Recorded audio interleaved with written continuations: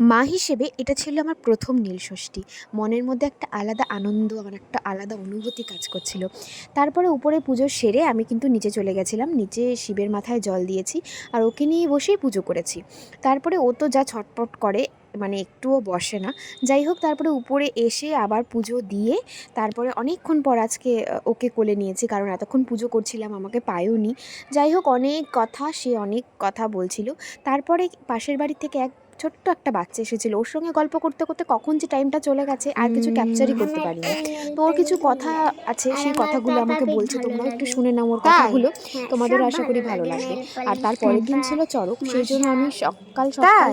সব কাজ সেরে 3টে সাড়ে 3টের মধ্যে চলে গেছিলাম, আমি, ভাই, ও, সবাই মিলে চড়কে। তো সেখানে এখনও প্রস্তুতি পর্ব তোমরা দেখতেই পাচ্ছ হচ্ছে, এরপরে হচ্ছে চড়ক ঘোরানো হয়েছে। তো এইভাবেই নতুন বছরকে আমরা আহ্বান জানাচ্ছি। টাটা।